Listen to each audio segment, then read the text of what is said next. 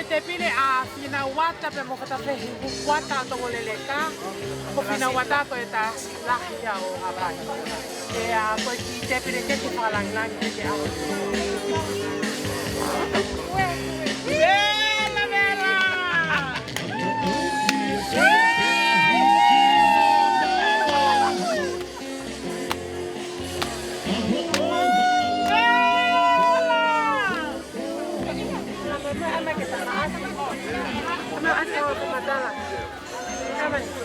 Te pile na saspakneti Afio me Tongaleleka. Ina wata pe ua koe saspakneti e ni wini. Koe Paula ni pe me nusila ko la ota ko ai ai. Australia ni. Koe tane ni ko ere no at ko lahi. Koe ni te pile koe ni. Koe.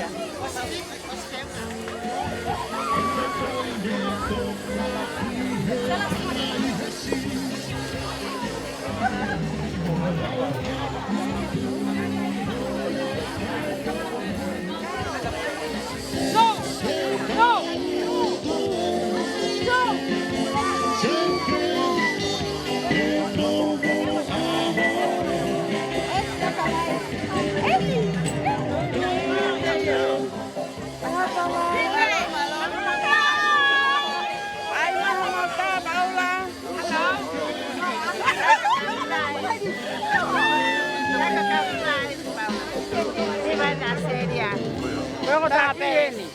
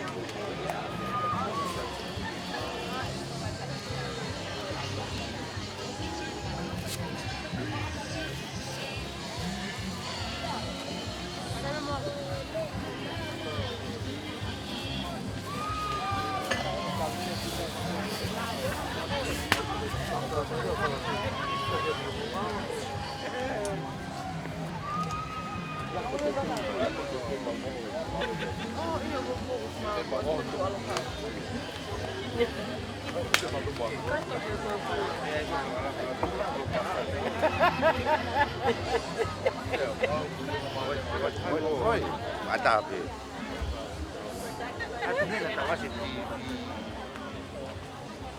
Muotko Moimoi siellä?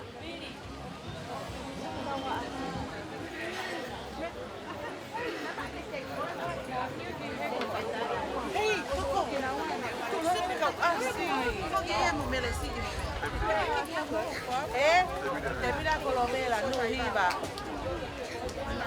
Tongaleleka pe. Tongaleleka katoa pe. Colomela momelia me tamai sekana.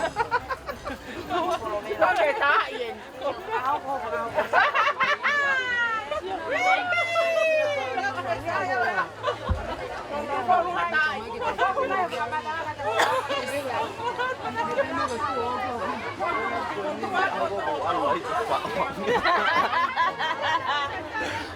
Paula, pasti mama.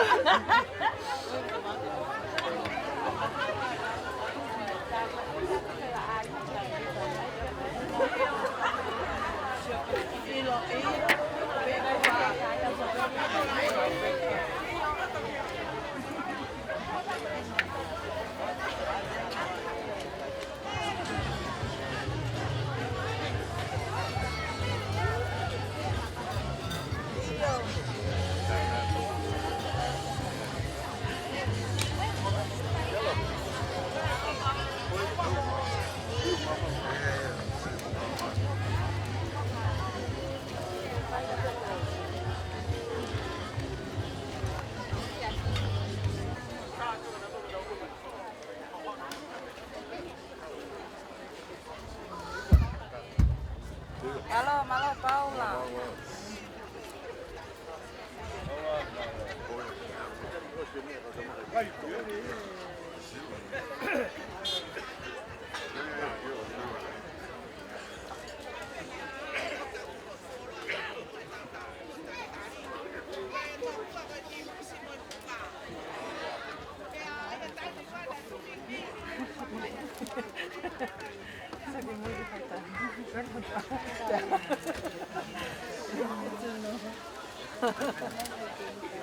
May maari daw atayin.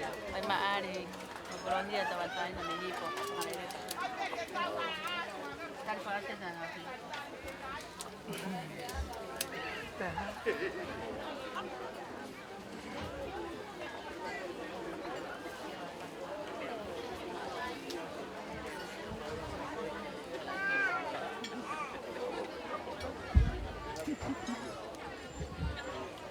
Paula, du, malo. Udah bini.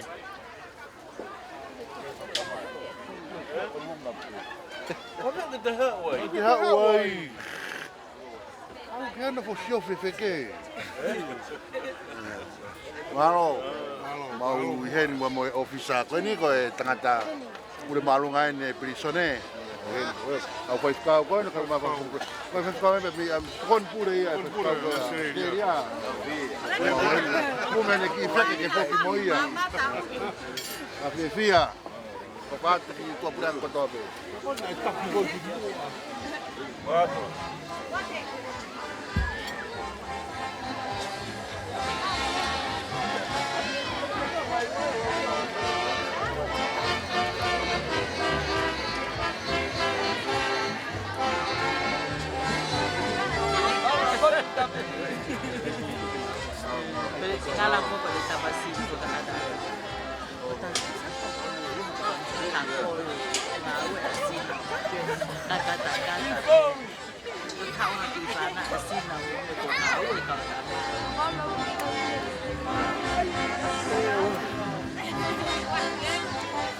Malo faita.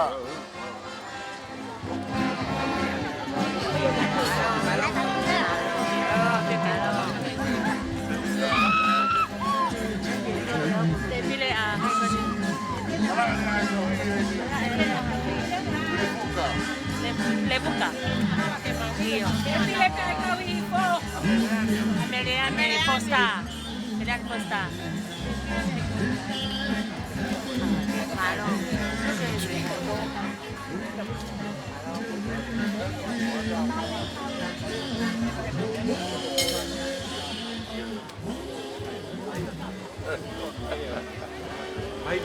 Halo, Paula. Halo, Paula. Halo, Paula. Alo'i kai mama. Nemo sifone katoletaka te tope e bala laku kai pa. Wow. Mai ta ma asilele fakapare a o pulu.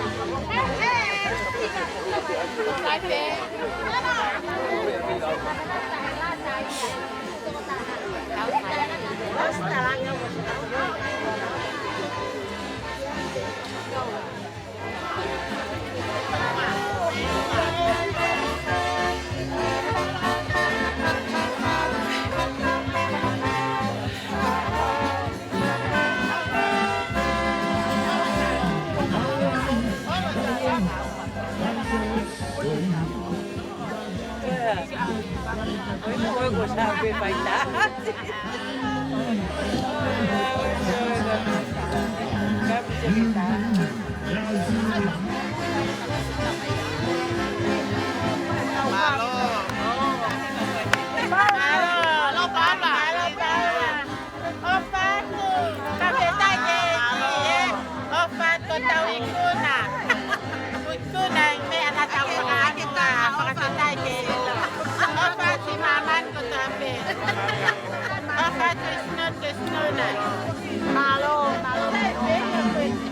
Happy birthday, Your Majesty. Lea'aetohi ai Afio. Malo. Mana me fai ta na te u. Malo, Paula. Paula. Malo. Kalau aku malah apa Paula nak kita tak kita yang ngong. Kau yang saya ngong. Malo. Paula. Oh, tapi ni kau Pangai. Masih orang mau ayah tani tu ibu. Kau tadi nak Tongaleleka. Ya, todo a teteu para que joven se tenga pura Australia. Malo. Toca tu ya ya hoje. Malo Paula. Oh ya.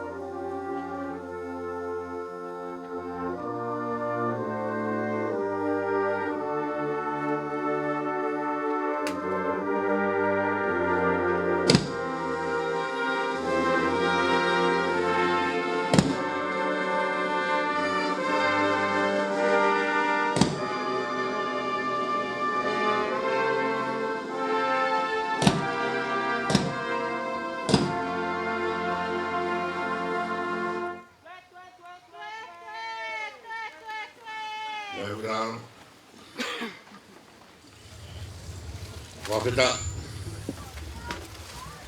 Pea toi whakita. Mo hono ngai matapa mo whakawhitai. Hono ngai loto a. Hono ngai pangai. Mohono hiwa. Io mo sani beia. Whakamalo ki ono huawha. He ulerea si hova. O taingata ni arofa. Pea tumau ni fuakawa. Ki tau tangata. Mo tau tangata. Tau ki Afio tua mas. Tamai mo aro. Mo lau mare maani ni. Tulo ki he top tapu. Pangai o Lea'aetohi. Whatapu ate o Afio. Tupou wono ka tui o Tonga. Mo kui Nanasipau'u. Taine prinsesi sala de mafleo pilole ku tuita. Mo e whare ha mo e kingi tu heitia. Mo makau ariki atafa. The royal household of the Maori king. Members of the foreign missions, the High Commissioner of Australia, High Commissioner Andrew Ford, and your good wife, the Ambassador People's Republic of China, His Excellency Mr. Wang Bado, the Ambassador of Government of Japan, His Excellency Tetua Ishii, and your good wife, and the High Commissioner, the Government of New Zealand, Her Excellency Daphne Parpington. Ke hoi no pere ai ne Afio. Tamge paremia Samuel Aglis Pohiwa, ka mai ka minista kabineti.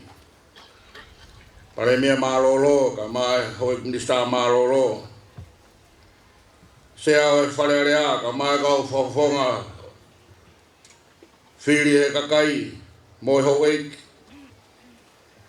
Heke sea malolo whalerea, ka mai ka uwhafonga whalerea. O ngahi tāp ni mua atu. O ngoi ko wana. Wai whanua hapai. Ek paistene South Wesleyan na tau dai na o Tonga. Ka mai conference kakato. Fia rahi, tai hano te tau. Ai conference kakato no hiwa fulmani ma. Tai lelei, ai Afi Fiona. Mo whai e hapai, e hoa tani. E hingoa e conference, aga whei Taumafa lo Twitter. Ka mai taine princesi, mo kāinga mi Tongaleleka. Ke whakafonga ia e whiawhia mo e whakawhetai. Oia hon. Let us now come to God before with thanksgiving. Enter his gates with thanksgiving. Enter his courts with praise. Give thanks to him and praise his name. For the Lord is good and his love endures forever. His faithfulness continues through all generations. I may now invite the superintendent ministers of the Free Wesleyan Church District in Australia, Reverend Dr. Sodami Avea, to offer the blessing. Maro.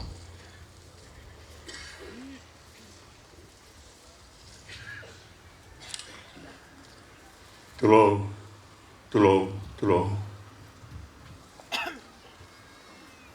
Kormoa Hei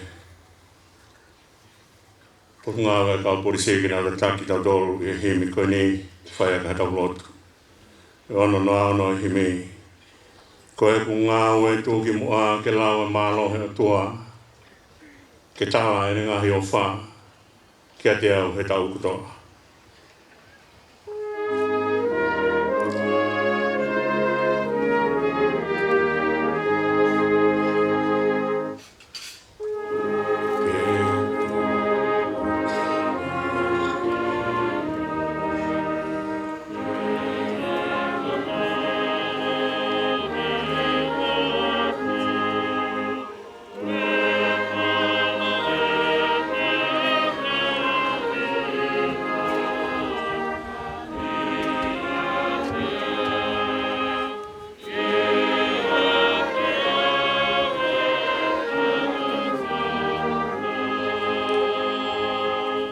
Frasi eki te hewa peho o wha. He aho me pōkatoa. O whai o whaka heki taimi moi tāniti.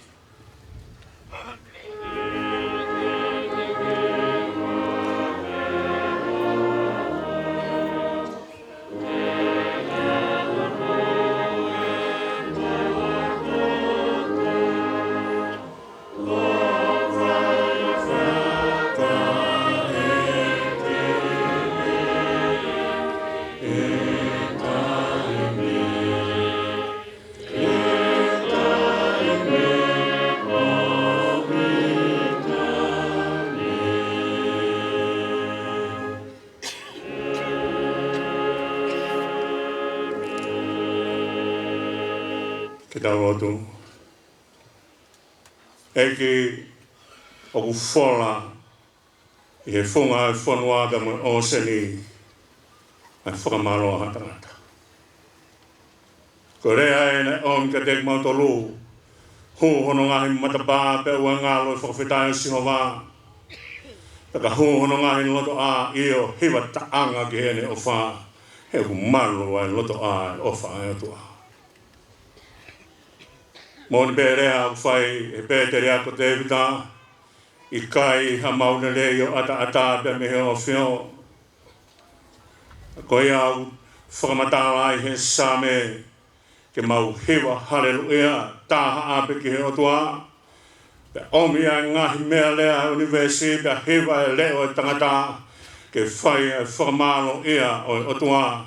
He u mooni a same o mahu inga ia a sioga I hono kakai. Kune ai ke whakawho ofa e kau kātaki. Aki ai whakamoui.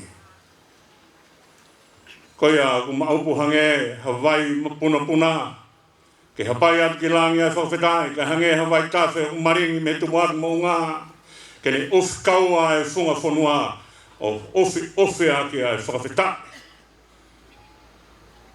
Ko hui koe ofa lahi ai whiona I ho tauhi ho mau hau I he lalaka he makamaire ki he makamaire. Ko ia mau whai ai whiawhia.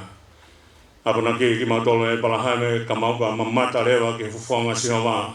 Whakatua e swhei lau hange kone whakatua e swhei lau I he oke o mamiri. E whai ai so siwa he mau lakai. Ai kauwai o moape ki he kauwai e palomes ai a whiona. Ka tohono ngahi maka whakatua e si kirikari. Ke lau e malo ia o tua. Tua he kai ngalo ho wha. Honga, kia tek mautolo e o whakolo a whiona. Ko ke ahi mai I whare ho mau hau. Ko ke tuku ke taulo fua hau keresi ka moi mes a whiona. Ke whakalango I whiana rei ho mau hau. Mau tui pehi a hauni au wheke naki he vaiongo. O e whunga sia, ke mo lolo. I pua tari fusi, ke lolo a halai walu. Pe ui wheko a e sika, ulu toa. Me toa, o hanga I toke lau. Pe ui mama lo wha I whe.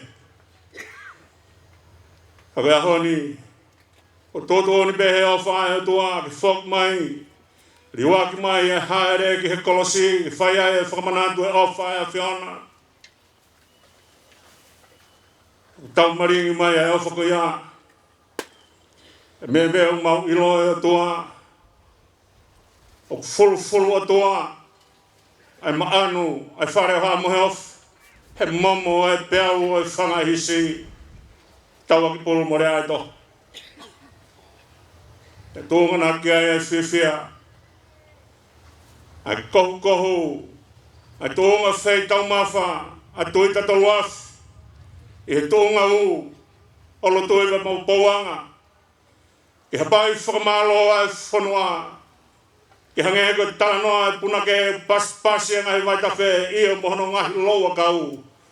Kai whakamatala honga ia ofa e tua. Ko whai ki ho mau hau. God, our Heavenly Father, we thank you for the presence of the Tui Māori and all the diplomatic corps who are together with us, as well as the official guests who are here to join Her Majesty Queen Nanasipau'u and the rest of the Whare Hamuheofo and the people of Tonga to give you thanks for the grace that you have bestowed upon our King.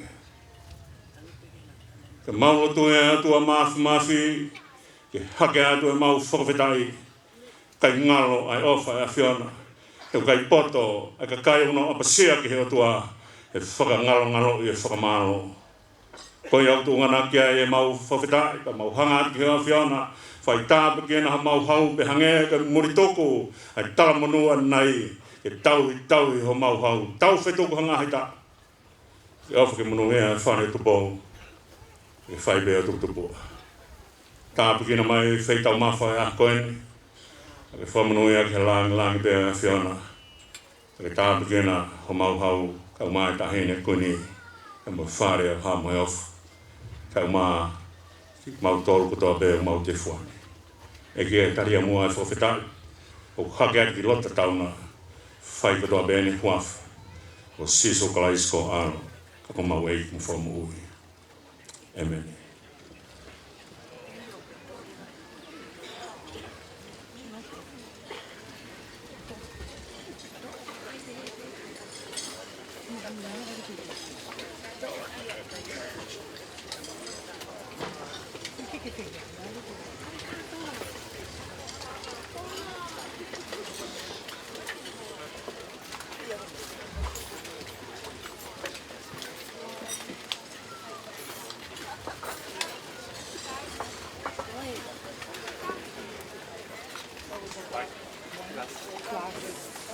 Kia ko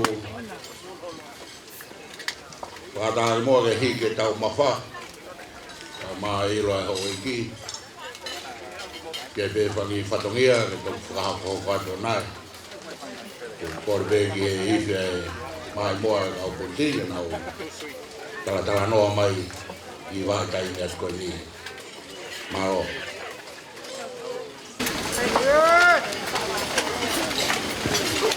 Mai vea ua wa kope aua. O whea ka o to kua. Mau hao ke tau whakamanatua. Ai whakamu. Karau ni wa tui hapai kui maunga. Nau ke kai nau tau ke nau lava mālo. Mari e!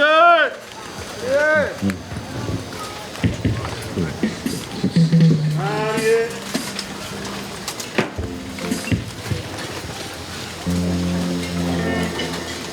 Aro ke asi o singa mari e!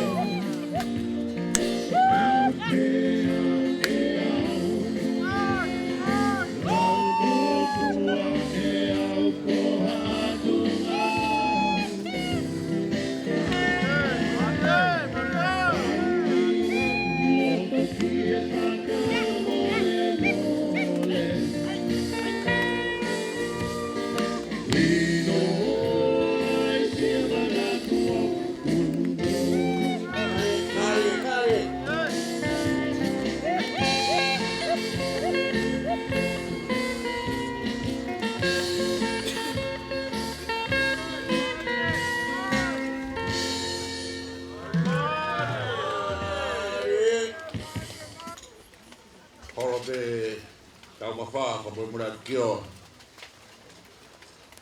Ke kongala he ua, whakahaasia ia e watahangan. Ke ngore ai ua, e uraki ko lo Twitter.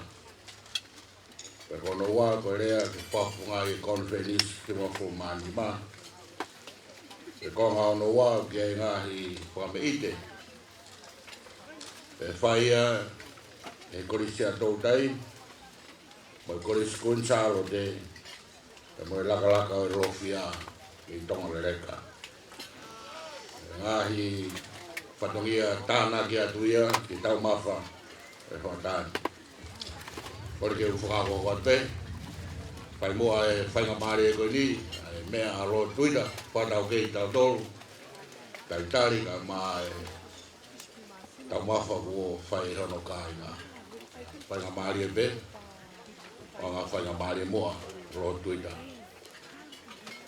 Whai hane mea, maro. Tāpe moe Afio e o tua tokai mananga.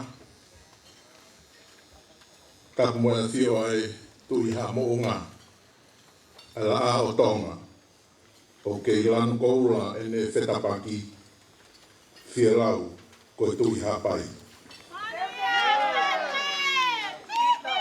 Tāpe mo kuini Nanasipau'u. Tāpe mo prinsesi Saala te Piloreu. Mo whare o ha mohe fō.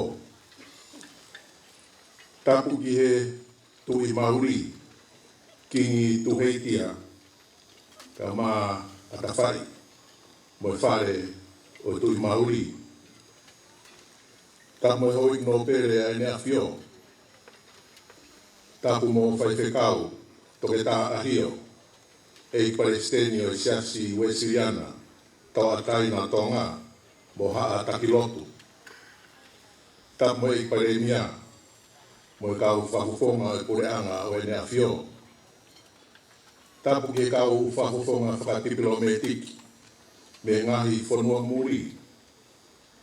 Tapu ke Talitali, mo e konferenis kakato, pe ki he tonga kotoa pe, ko mo whakatefua, he mala eiki, ko Lea'aetohi. Whatapu atu lutui, ki oa, mo kei tamaki e whatongia Tupou.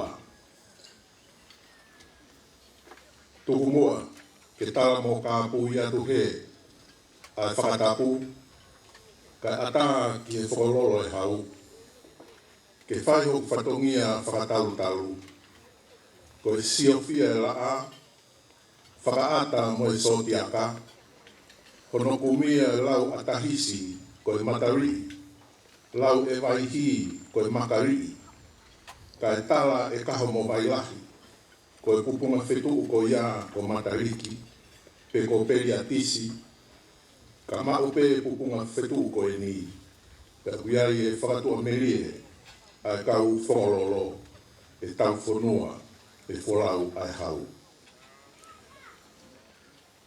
Ko e aho ko e ni, o mooni pe wholofola. O mahu ingange aho o e pekia, he aho hoto whanau i. Ko e kou kore whamore more atu. Tuku pe mua, ke u whahoko atu. Ai fie kaunga mamahi. Ai ho eiki o e whanua. Ho eiki konferenis kakato. Ko e uhi ko e pouri ko tō. E pekia, a princess Lavinia, mata o taone maafu tuku ai Aulahi. Mooni pe malanga whaka eiki, he aho tona ki. Eiksi hova, ko koe ho mau nofoanga, ko koe ho mau api tupua, ho mau tofia ta e mere mo ta e auha, he tau tangata mo he tau tangata. Whatawange ke hopo ai māma hiri ai pouri. Te umoi au tu tau ki he tūtui. O si a whai tokana, toi tū ke moui. Hiri kolosie, mau a Kalangi. Kai holo pe mua, ai Afio Afiona, mo e whare o ha mo e fo. Holope mo e hao te ana, mo e whanongo a koutou tai. He koe wakani e tuku ki tahi, ke Afio ki ai e ki fufua, mo e whakatahani. Pea ki ha tonga fisi ke whanongo mai, he kua tau whasiu e matangi, koe aho ia o e whawha kongatahi, kai tonu pea malu ai hau e whanua. He ngahi matangi taulua, kua hohoko monu ia ai otu hapai. Whamore more pe Talitali lahi. Ka uhange o ke kau he whololo e hau. Ho whakatoto pe au e ne tonu. O koloa ia i wawau lahi he tau ku osi. Pea ko toi lawe monu wai he tau mou historia koe ni. Ko ia koe loa e whakahohaa. Pea mou mea. Koe whololo e hau. Koe whakawhiao ki he hau. O whawha kongatahi. Ke loa kai pau. Pea kai mau e pau. Pea aia e loa. Kai toku wakai e pau he kahau. Kua tohi he mape wholau e puha o e fuakawa. Ko hono ni mau furu manima o siasu e siriana tawatai na Tonga. Ke u whakahoko mo whahofongai ai konferenis kakato. Ai tangata mo e whewhine, tō Tupou, mo longa i whanau o siasu e siriana tawatai na Tonga. I he Talitali loto honga ia, hau alofa ia, mo loto maa whana, ai Afiona, kingi Tupou ono, mo kuini Nanasipau'u, ko e tui hapai, ko e tui e o Tonga, ko e pani ai o tua, i ho Alo'i, ai lotu tohi tapu o kakai. Ka e whewhe, e ko e moko puna hono ni mai Afiona, o e whalu te anga o Tonga, ko kingi Tupou uluaki. Ko e ahoni, ko e whanau, mo e whamoko puna, o mau lutui, rikiriki, mo e kāinga o Tongaleleka ua. O nau whakahoko ai whei Taumafa, mo e whei ilo whakamahawai, kai tutuku ai konferenis e kini. O kore whamore atu, ka iai ha halo fia, mo ha tono no, ko lotu pe ke hufanga tuai. Ka ko whai pe e Tongaleleka, o nau rei taha, mo a nau a merie, pehange mai kou eiki konferenis kakato, ke wawe pe ha mouto i riu mai. Ka mau lotu pe. Talu me he wike ku mariwa tu, hono ha erea e ene Afio, ai otu motu hapai. Ka mau wakai pe ki he mana o ha mohelfo, he ma imoa whaiari ngohue, ai mahu o tōkanga, ai whonu o ngātai, pea mōni pe e ko wana hapai, ko ikai Hawaii a tau fō ia i hapai, ko e wheke pe mo i ka māsima o tawaki ai. He tonga whonu ofa pe o kakai, ke nau Talitali he mo Afio. Ko awe e ngalo pe, ai mawhana o i kakai o hapai, o tunu e whanga ki i hua, pea FakaTu'i hona o matasio atala a, mo e fo i kahoa kula. Ko i mawhana, whahapai veu pe. Ko e aho e ni o e whawhetai, mo e tūkoloria. Pea ko ulau monu, e whaingamari e, ke whaia e whahoha, e kātoanga whawhetai, e ausia e hau e otu Tonga, hono aho Alo'i. O whahistoria ai aho wha o Siulai. He oku kakato he tau uanoa tahawalu. Ai tau e te au o i pirinis kalauni o Tonga he tau tahiwa tahawalu. Ka koe laa o Tonga kua unga whonua ko tau whaahau Tupou wha. Oi he tō e whahinga kaukaua.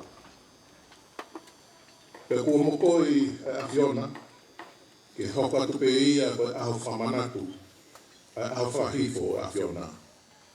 Pe koe taurua e matangi o monu ia he vai whonuani. Pe koe fie whakahoko atu, e mautala monu ia mo kakai. Ke Afiona, e hoko sia e tau nima o furu, mo e tau e hiwa, o e Afiona i e ahoni.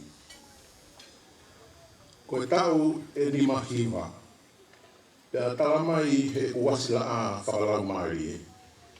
Ke urau ia ko e whika nima noa, tāna kikiai mo i hiwa. Pea ko e nima noa, ko e tau ia o e siuperi mo e whakatau ataina. Ka ko e aho e nima noa, hiri e toi tua e iki, pea hifo e laumari e maoni oni i e aho Pentekosi. Ko e hiwa arewa, ko e whika ia o e whakaosi mo e whakamau. Pea ko e fua o e laumari e maoni oni i a karetia Vahenga vesi uoua o ku hiwa malo. Ko e hosia ni mango furu mahiwa tau o e Afiona. Ko mokoi a e Afiona.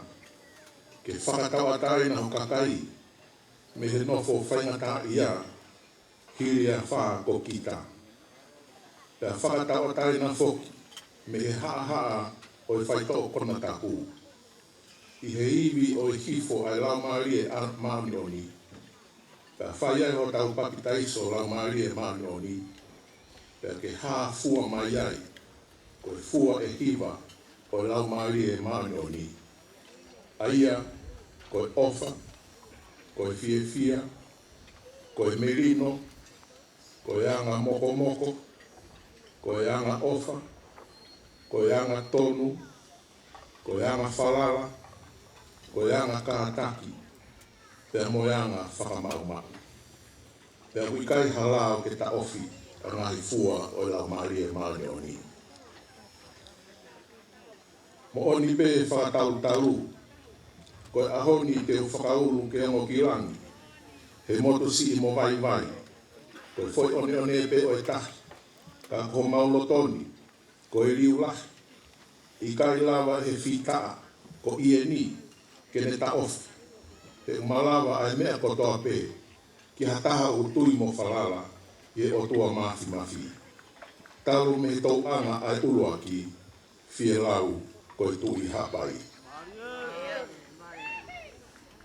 Whatawange, ke moni monu tonu, iai pe ai pure ai Afiona, pea whatawange mo sihova, ke ne o atu mo ngai ta, pea ke kei tū loa ai pure aha mo heofo, o au ki he pā ngangalu o taimi. Ke ne tau whetuku atu, e ne koloa, mo ne tauhi e Afiona ko Tupou, ko mau hau. Tua mua, ke utatau atu mo e puna ke iloa. Tamatonga, pe ituri ka veinga. Tau mua ai pe ke whetu uningila. Tamatonga, mau pe holoto, ke lau e tau mua ngaholo. Tamatonga, fusia uho fuka, uri tuhu ki he moto o e whonua. Ko e otua motonga, ko hota tofia. Hoto tufa atu, tua ofa atu e nuku alofa, taloni e hau, ne ikai hanimo i tā whau. Oto hapai mo i ri oa, ko whakatou mata, pea koe re sonia ki a te au. Ai mātea ki ne whaikea, ke moni tonu, toi lau hamonu, ke tūholoaki mo lau senturi, e tau ofa mo oni he lotuni. Te uwhaiai ho tau Alo'i, ke tohi hingo i langi, he tohi oi mo ui. Ngā tae whawa e mo tuani, rewa malanga, patatau. Karago pas mai, pai tau kamaro, mea mo whakroa ko pai Lo tuina mai Siulai mau pamalo tapi malo mau kain hino malo dah malo te Taumafa ko Pangai o kain aku i ko Fakalangilangi o fai mai ne Afio malo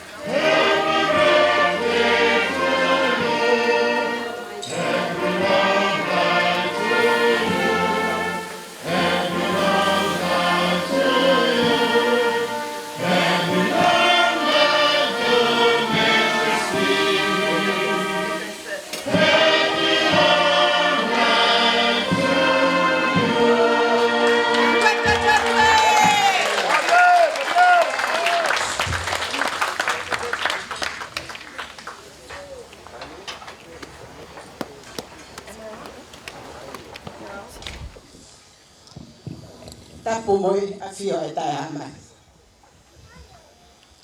Tapu kele Afio. King Tupou ono. Ka umaku i Nanasipau'u. Patapu atu ke tui mauri. Ka umahan hoa. Tapu ke prinsesa alo te mafileo pilo le tuita. Ka umahan fororo. Kore ke uhu whanga ngai tala. Ao whaki kuo. O si whakahoko. Kai whakahoko atu ai whatongian. Oi keke. O mo mea i pea e tau tai. O wale beku, hou hou. Ka ui kai ke toi tuku. Halelei. Alu auha. E koe tui hapai.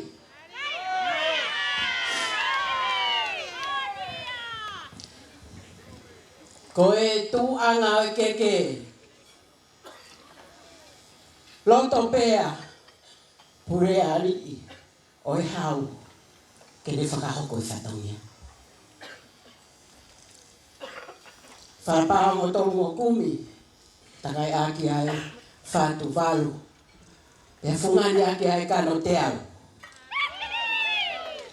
Toi loto pea i ka ai ngā Tongaleleka. I kai, toi ai pe mo mau toru. Ia koe ha. Toi o atu pe mo mau kano te au. Ke toi whungani hifo. Toi au ata, mau pasi ai Tongaleleka.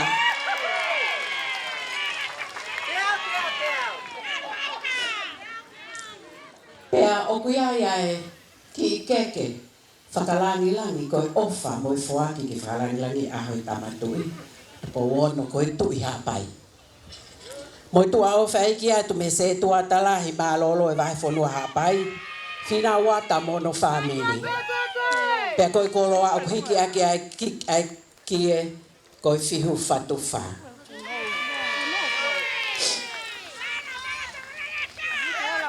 Pe mo wafe atu he, o whaki e ki hemba e tui mauri. Mo more atu i muhe. O kuia i mea moe, mea anga o tahine prinsesi. Se uke, kai toi fe. Ai foi Siulai o mahina whekite. Tahine salon te mawhile o piore ui. Koho mea anga pe. Ngahi peia e family moi kai ngā. O koutua o whātu pe tau tue!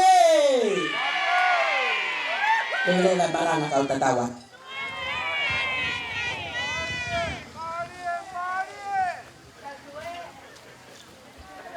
Mahora he tabi, e whatungia, fororo. Tara ho e fororo, a koena na o whai whrau beita. Hongo na o e whai whrau he ata. Whai whrau e whunga o e whunua. E kai whai hao whai. Whai whatungia o eiki aho. O mo whai whatungia o whai anga e whumano. Your Majesty, Tupou, Queen Nanasipau'u, Your Majesty, the Maori King, and your household, Princess Sala de Mahleo, Lea'aetohi, my father Moimoi, invited and distinguished guests, ladies and gentlemen, we have arranged 3 entertaining groups to entertain us today. I would like to invite the first group, which comes from Seattle Theological College, to come forth and perform an item on behalf of all of us, but in particular the 96th Conference of the Free Wesleyan Church of Tonga. Kia ora pogi at mua e Pangai, o atu e whamei te koen, ka haoro at ki Taumafa, tolu ki whatongia, ko e mai moa e ni nei whai he korisna wharu, whraua tau whahau, wadahapia mo e kauhiwa, nei tūtun ke o, whai whamaro ki Australia me ngai whanua muri. Ana whātua e kunsalo te hiwa koe, nā wharu o tau noa, ko hi koe whrau o whai, mei whare la. Pama more kau se tuata mo kau tiko nes mei saro rei, mo rawa hak, ko hau koe whatanian.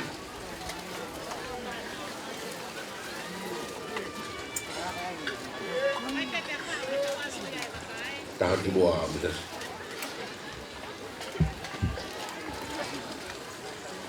Laga mai. Malo. Lea'aetohi Tongaleleka. Lea'aetohi.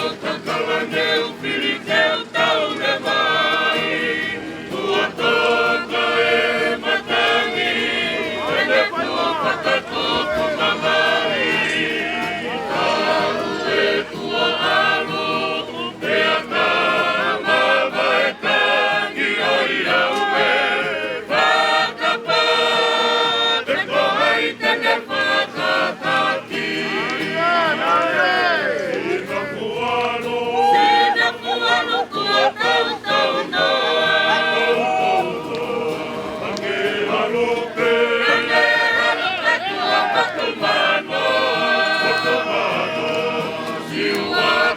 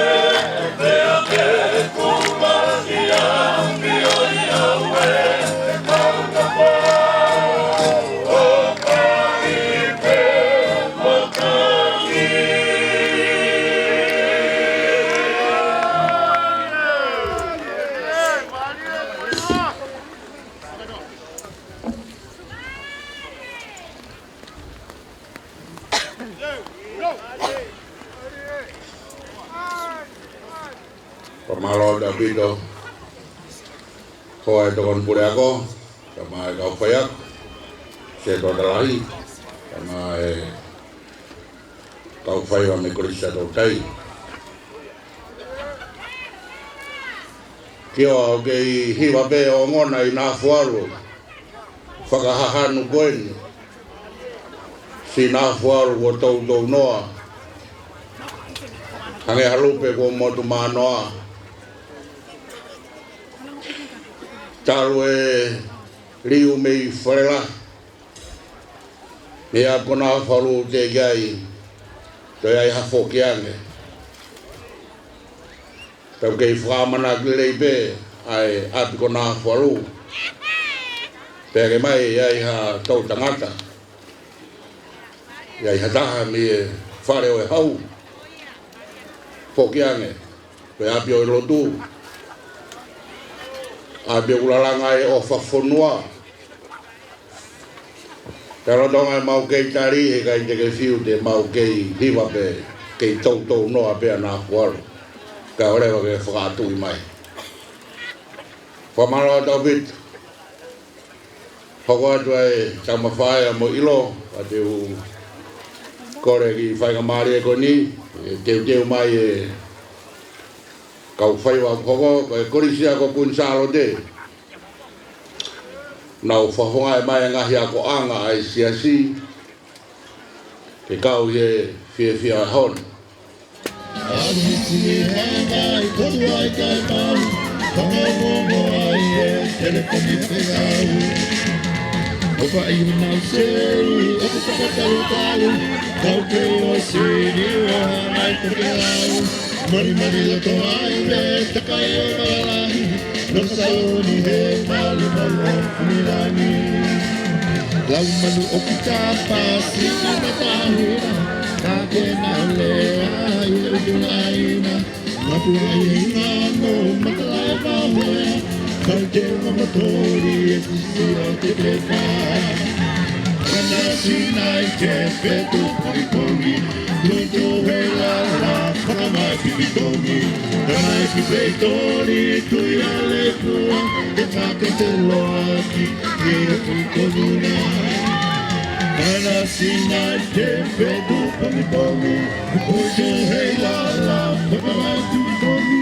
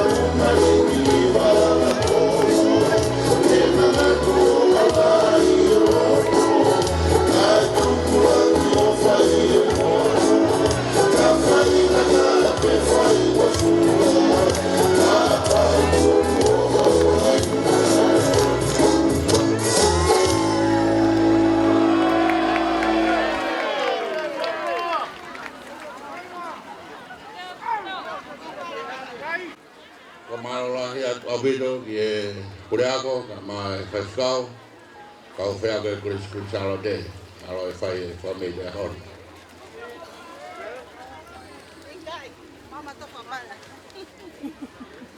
tu vie pare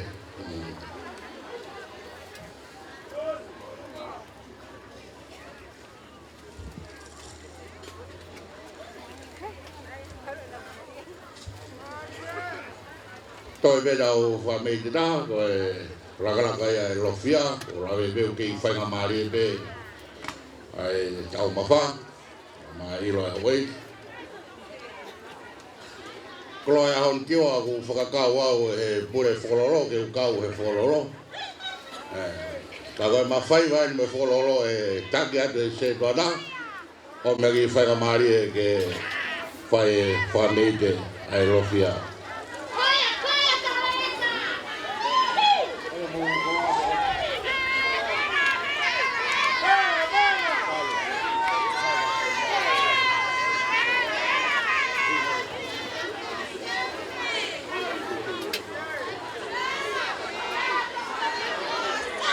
Malo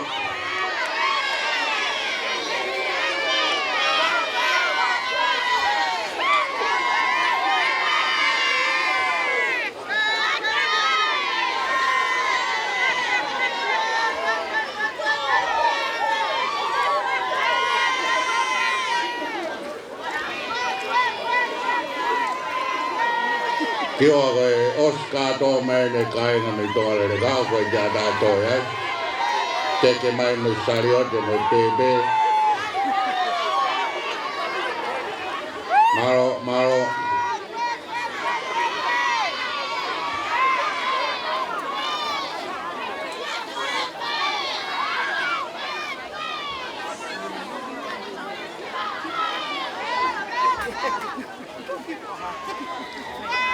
ayo tahu fotonya ke hoa mai ho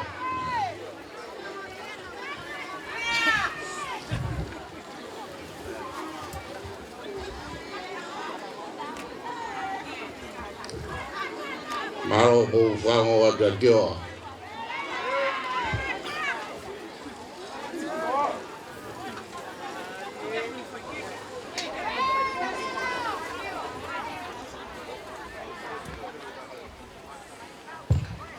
Tepat Tongaleleka iya fai da wanga Tupou ko ve da whakahapai e dau ai manga e homofolu ki moa o toko ai e whakahapai ki oa moloto i pālele ko mea e nau maho mokainga e whai atu e whakalangilangi ki e hau kanoa e veu laka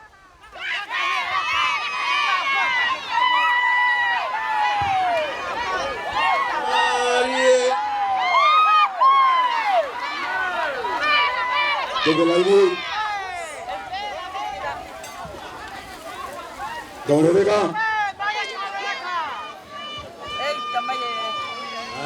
Toko atu mau whaapai ko e whakanangilangi ke aho i kamatui Tongaleleka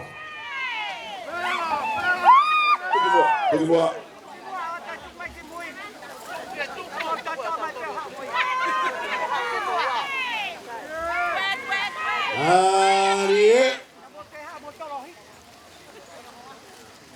Tongaleleka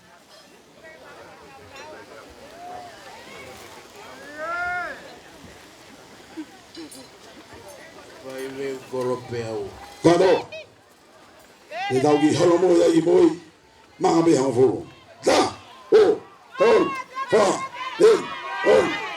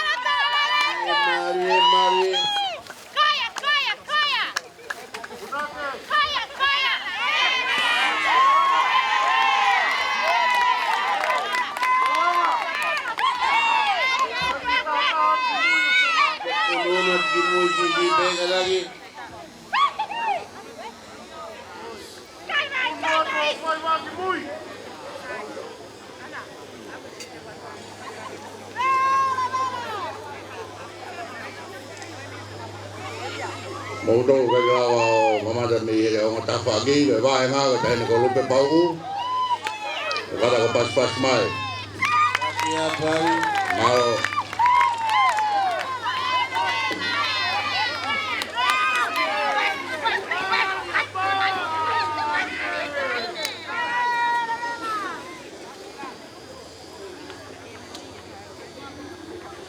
Mari apai.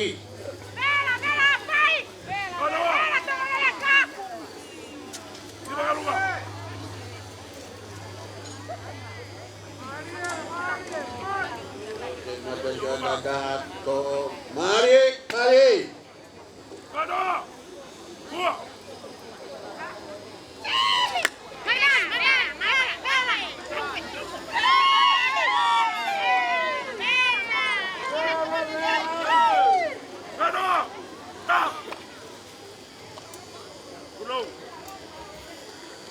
Malo.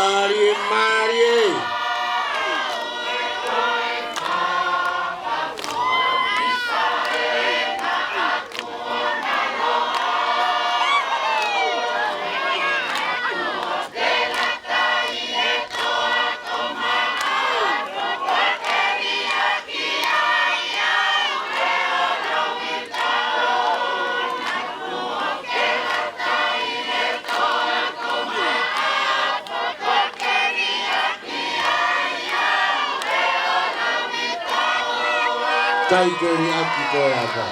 Taiteri aki. Mari.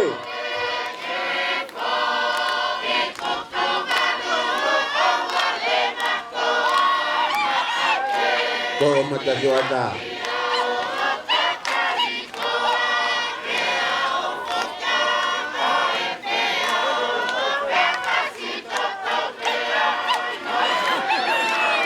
Mari.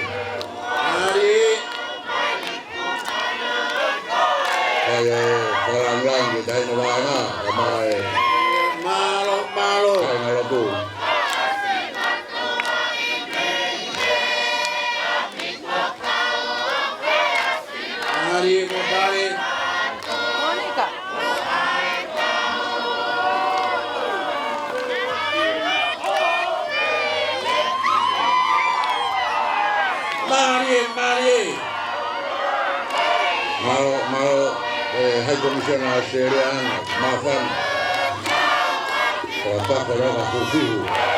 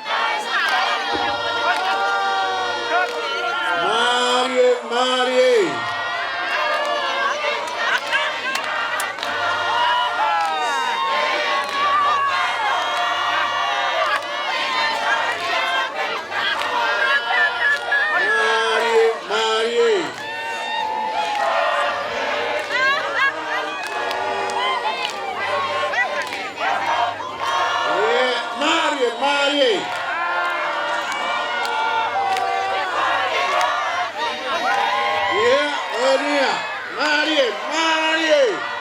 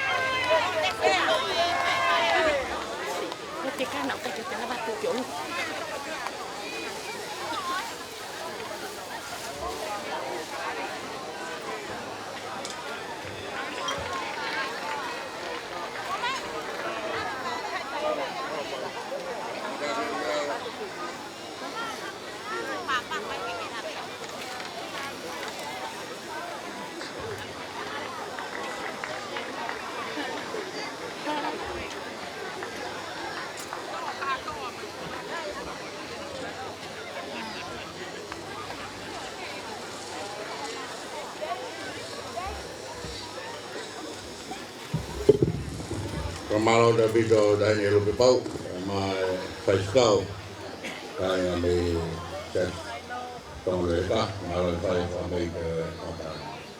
Tapi na tu pe amo.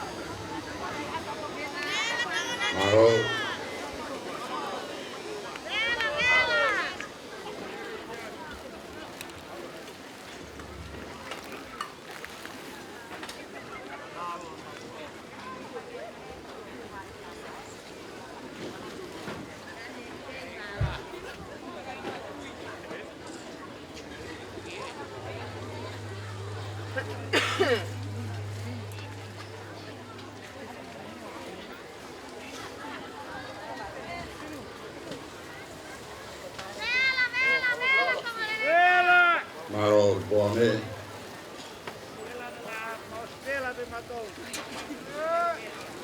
Malo kada ke baba tua jolonga. La baba.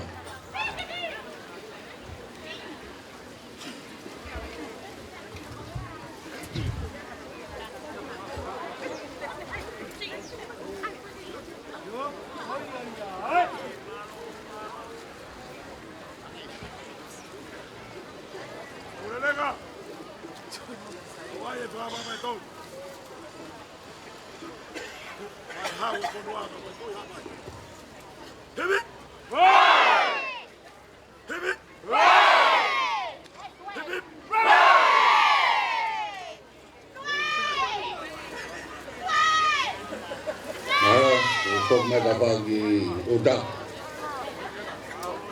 kalau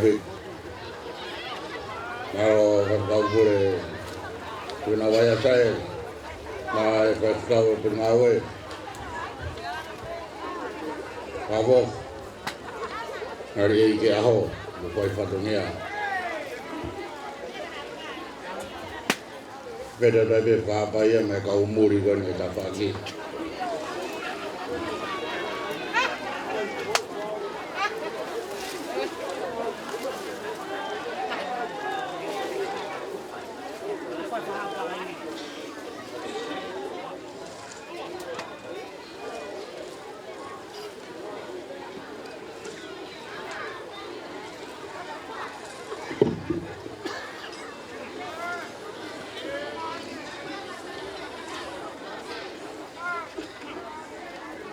Toi FakaTu'i e ua kio pai Pangai konferensi i rea no pe ka hiri ai fai e paisteni ai rea whamano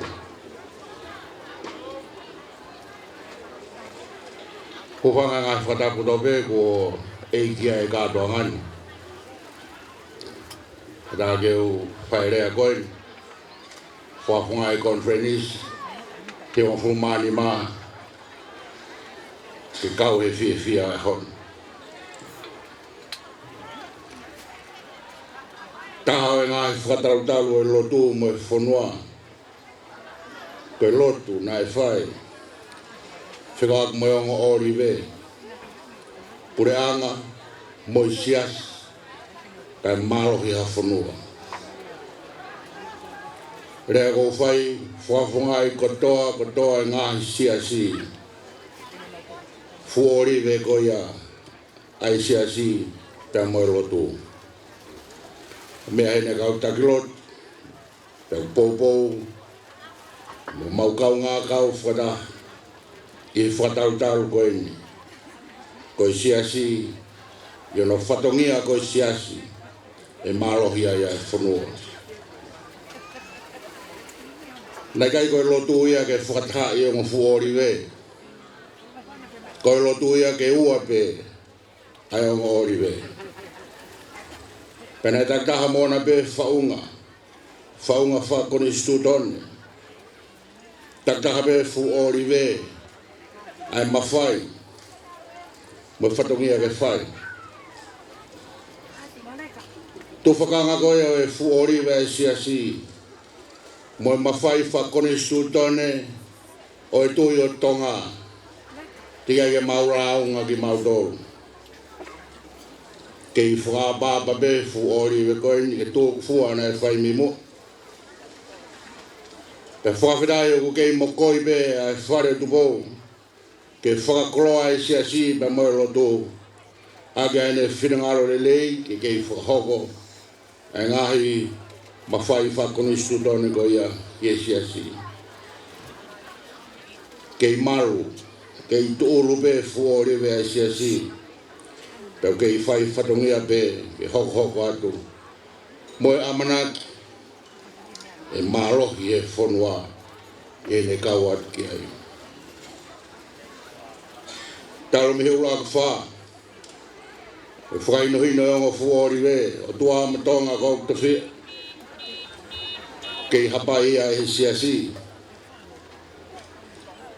Kua ngā hono wā. Kua ngā hono tolu. Kua ngā hono wha.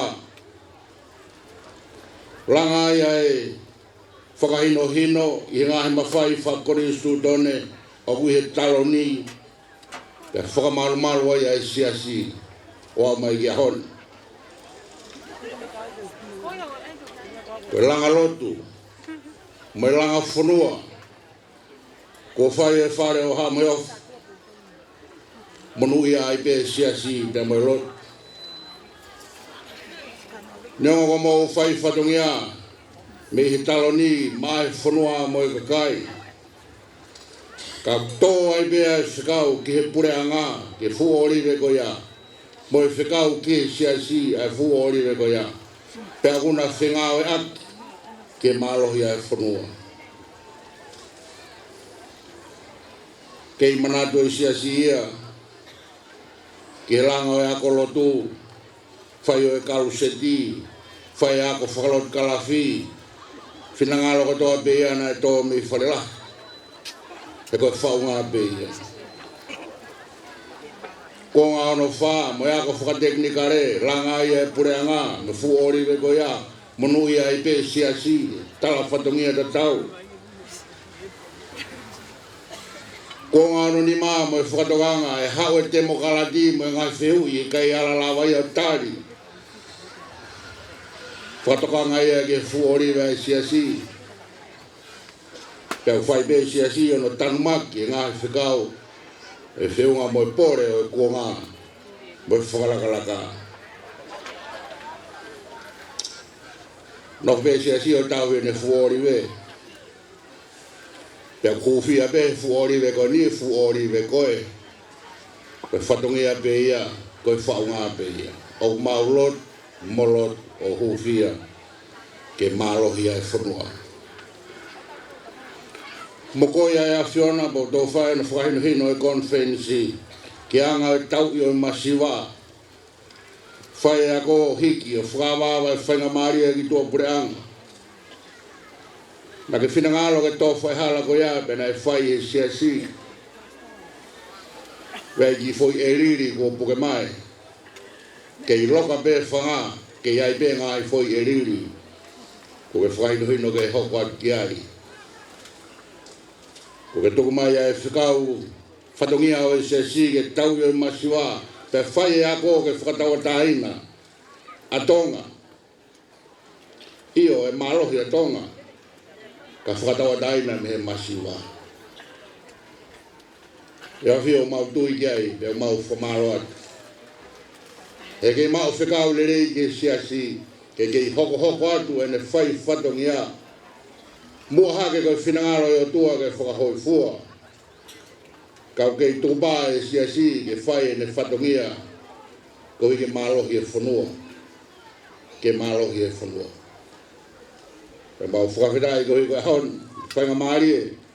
Kua toi omi ke kau atu ai siasi, he lotu me whakawhitai, aho Alo'i o e Afiona. Pe ke lotu pe mo hōwhia e se si ke monuia, ke tupua, ai whare o Tupou.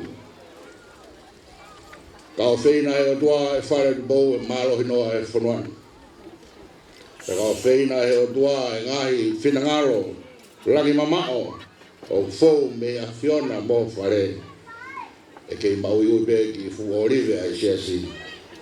O tari ngahi whatongia ke mālohi a e whanua. Ka mālohi ke mea kato pe ko ina siai e konferensi. Ka o tatau atu. Ka me ngahi whatongia o e konferensi ki oa. Ka e whakafoki atua e whatongia o e Pule'anga. Ka me wahi whanua ke kōpana. Ke hoko atu e tauhi tau ngahi fu orive. Ha mea ke mālohi a e whanua. Lewe Vahenga ka o tatau atu.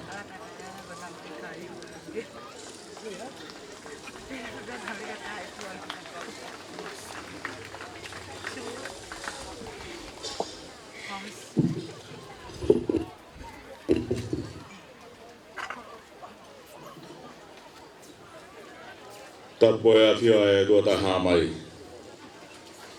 Whamaunga kia e kātonga whakatai o e ahon. Kua Tonga ki lako i whiene Afio FakaTu'i o Tupou ono. Tapu ke ne Afio o Tupou ono. Ka maa kuini Nanasipau'u. Ka tapu atu ke tui Maori ka maa no whare. Tapu ke taeni ko Princesa Alo'i Pawhireo Pilore tui tā. Whare ham hoi ofo. Ki oa mo lutu i pāle rei ko kore ke u whangatu. Ke ngai whatapu ko tōtou takua hai hon. Ka tā ke whamonua e koloa a e siasi mo e conference i ko e whamalo. Ke mo e whawheta.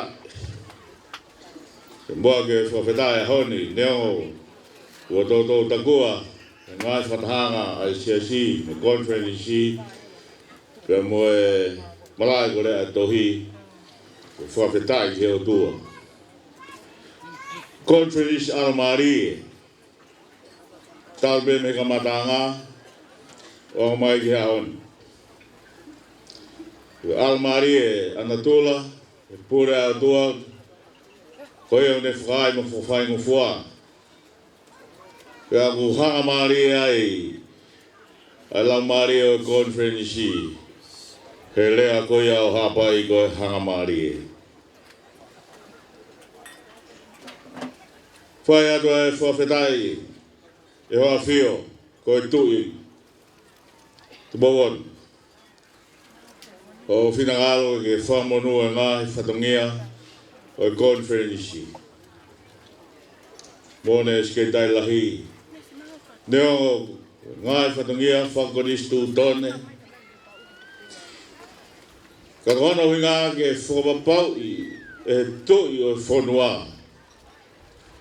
O kuwhai a ngai whatahanga e siasi tau te whito ke conference i. I whonga ku tonu, o whonga ku maa ni onu.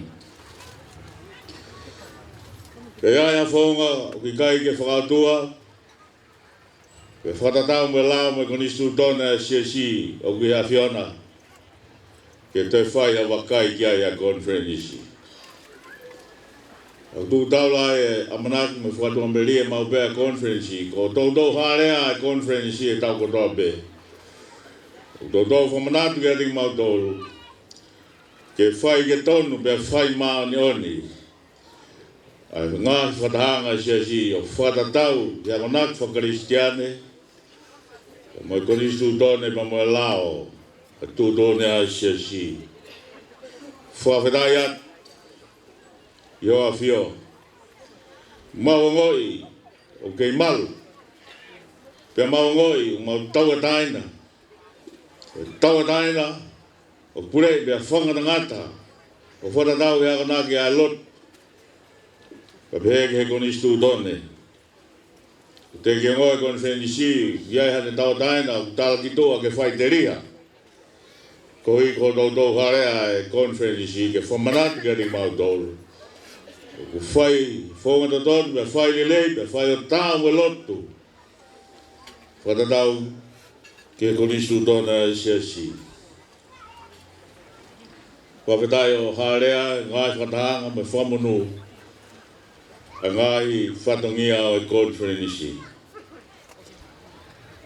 E whamalo no wako e whamalo hu whangahelot.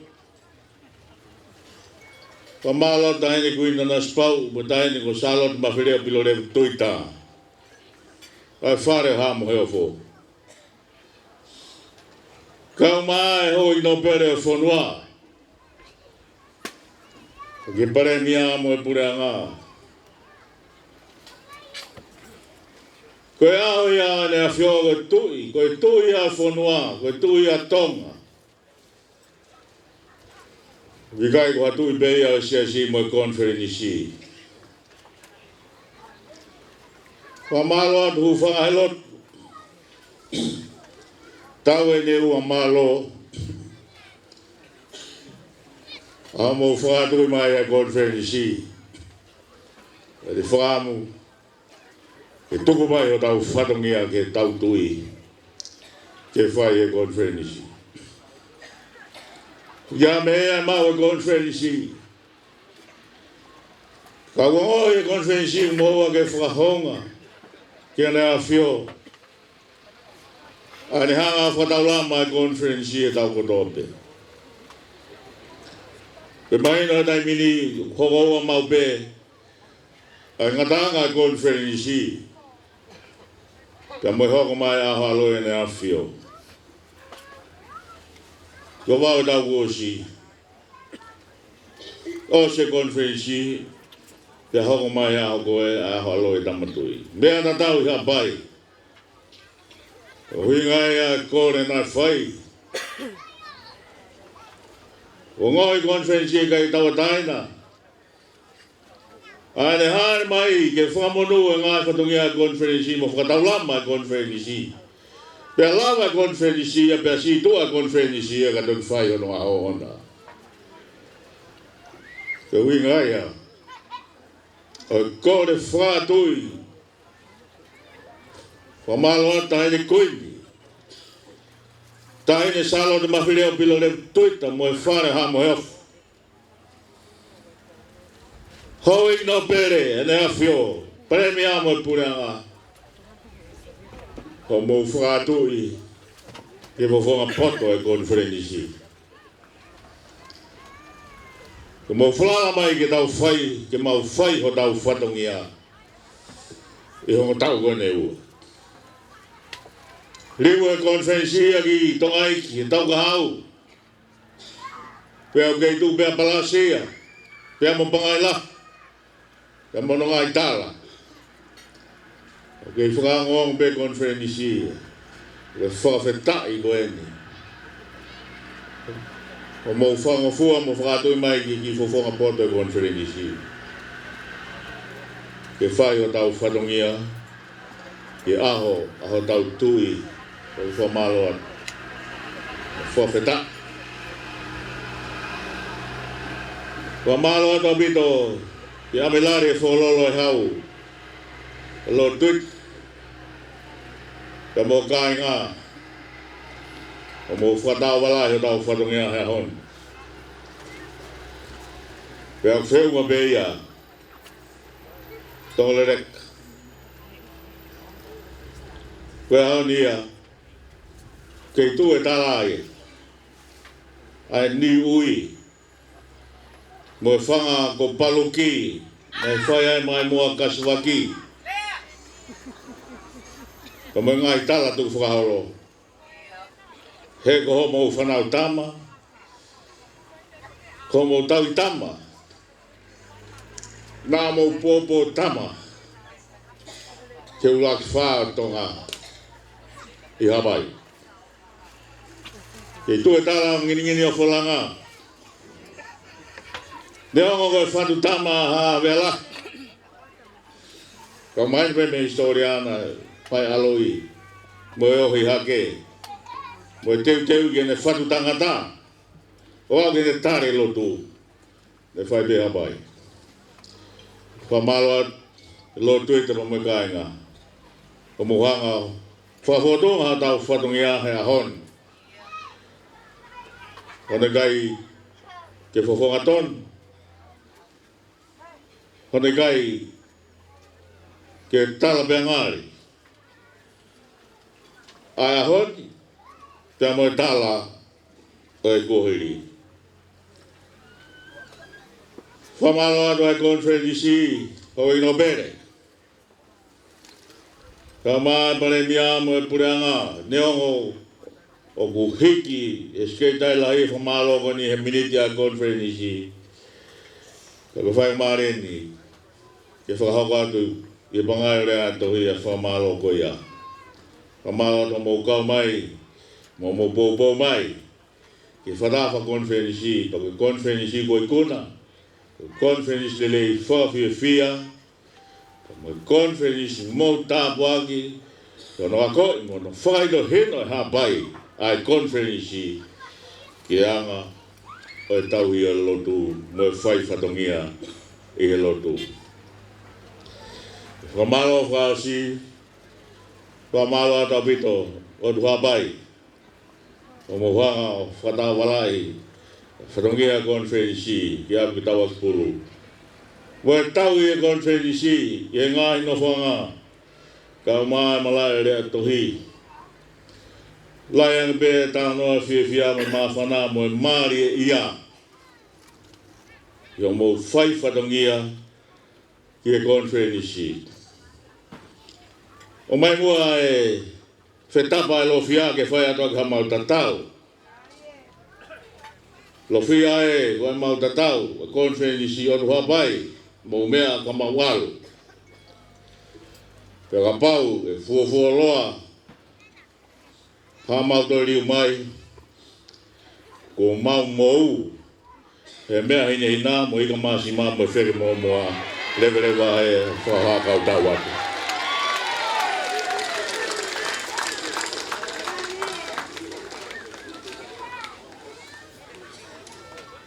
Malo. Kore pētau MC, ke Talitali kia ki whi whaseta. Ka e mea mai ki loto tau lunga. O poto whoke ke Talitali he tau lunga. Ko wea ko hala puta whika po lau konga mea kua ni. Ko tarunga koe tarunga tampua pe, ka te whenga pe. Ke kau pe he whakapue e ahon.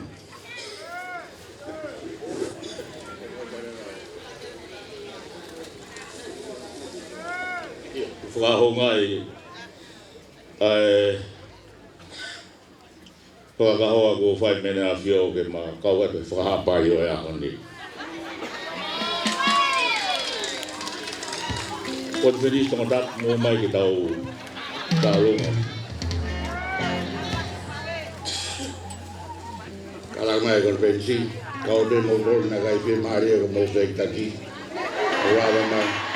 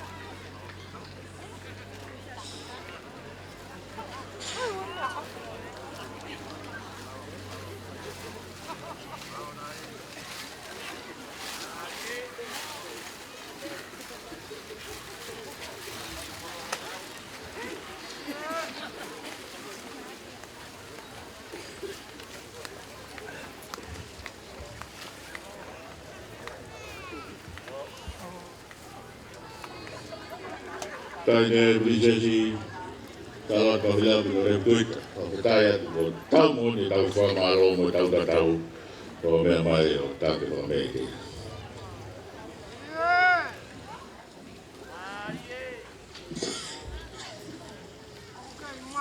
Kau mai je fakin ada Vahenga, kau kemarin penamaran dobe.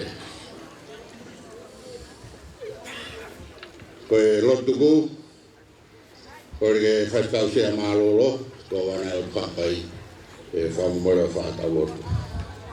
Malo.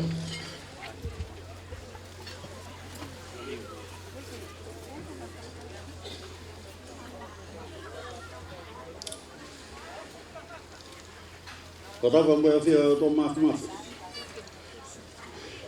Kau buat tumbuhan Tupou. Kau tahu apa Afio? Hawa Tonga, King Tupou, Omang Kuini Nanasipau'u, we Hawa Whanua. Talitali, e FakaTu'i mutua, Alo'i Fakalangilangi, Latu Tupou e Taumafa nisi, porque Tupou aqui, aho ni Afio. Kada matano mo mutua pare mia ne Afio, ko mutua fang mi Fakakai. O talamai e ka mo me be fa tan ni go lotu be. E ala mai be me homo te FakaTu'i ta ho mo re ia. O alu te paele foxi mare Tonga. O ko te fa me ko lotu be. Lotu be na fo ga Tupou, e tawal fini ma. Koia pēnu whahe ahoni. Tawang mo tāpua ki mamoe alofa ato mafi. Ke kei lā koi whie fualoa, ka lā koi whie rea Tupou, ba moe whare Tupou. Pe kei Tonga e pia Tonga, o tāngata. Ke taurotu. Erian berida reina e sāris whire sanguis Christi. Sos tōmatales, nanes matare koravares, naksarada runa, inta menora. Si hoa koia mau FakaTu'i. He koini kua ulo le reia la'a. Ko lotu e Tupou, ka mhono kakai. Hange tohu pēr hahao e whangim FakaTu'i ki. O hangi ngilai a mahina. O kupehe e mau whakawhianga i ke Afiona. Fono malo to hai fia ke whakawhitai atu si hoa malo whau e ofa alo ofa e Afiona. I hoa whaitau lau betu ke mau i kona. Ai ngahi whatongia o e konferensi himang hurumani ma. Kai o maa koe ahoni. Koe whakawhungahi enu e mau katoa ngā. Koe kei lā koe whiere rei ho mau tui. Koe whakailonga e ke tengi mau tolu. Koe whakapapau mai. Koe whinangalo bea Afiona, ke pani a Tupou koe tui a Tonga, ke ne pure i Tonga. O whata tau bea ke whinangalo a Afiona, whakawhetai si hoa e ofa ala ofa a Afiona. Ka koe maulo tūki ke awhai tau lalo, ke lau mai mua ngahi aho mua ngahi tau munu i alahi. I kei Tonga whanua munu ia, ka munu ia e siano kakai. Awhai tau lalo e Afiona, lau maari e maani oni, haere mai ke Moimoi pēau, ke whawhakitahi o whawhakangama. Ka hua halai waka mākona e lompeau. Ka riwa ke Tupou, si hawae whamore whangalolo e sawe. Ke tai homa e pire tau hala ke mau piki ko toa atu pēai. Ke monu ia pēa no kakai, i e tāpua ke Afiona, pa moho mau tui. E tua e ke mauro tō kore ke whai mai aha no tāpua e kena. Tupou ka maa wharehau e whanua. Ka maa ka toa pēa no kakai, mo ka mau tōru whakatefua he malaini. Koe mau mo ui, whake atu ke pūre pe tūtu nei Afiona, he ahoni o whai ke tāngata. Koe mau lotu e a Siulai ko alo, ka ko mau wha mo ui. Amen.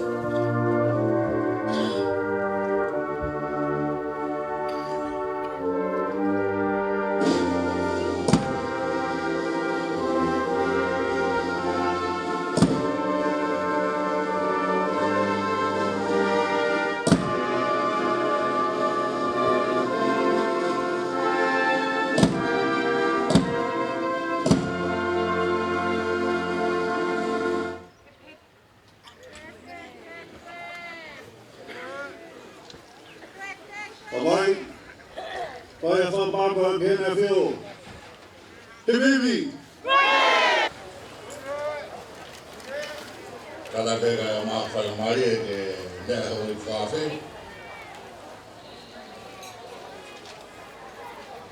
Wan whai skakato, a whope ke ngai no whaha a maroro ai, koi haa wakai toko nā ki.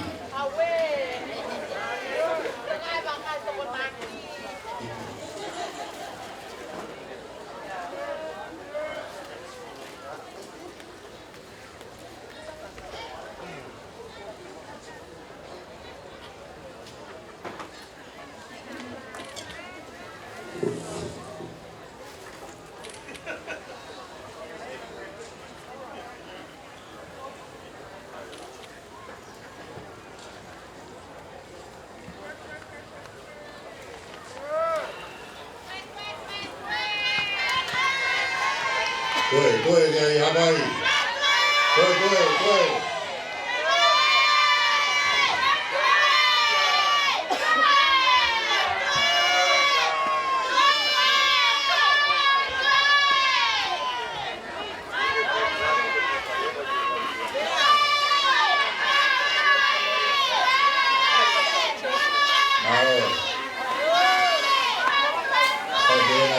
Sakato kong puta mai e nakaya me Tonga he tai ono ke tipu ko hifo Vahenga tawa kana tira hofu o mawahe ko fensi mo Pangai e samana da beto au maro pe ngai no foga ko ra te me ele ko mai mo to di baka maro ne Hey, mua, mule kauta. Ôi mày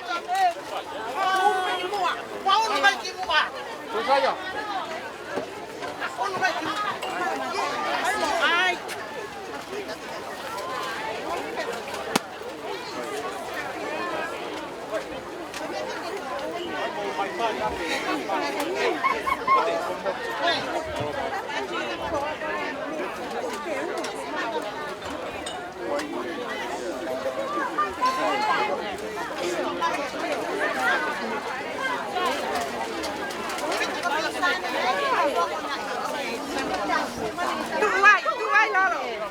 Ya.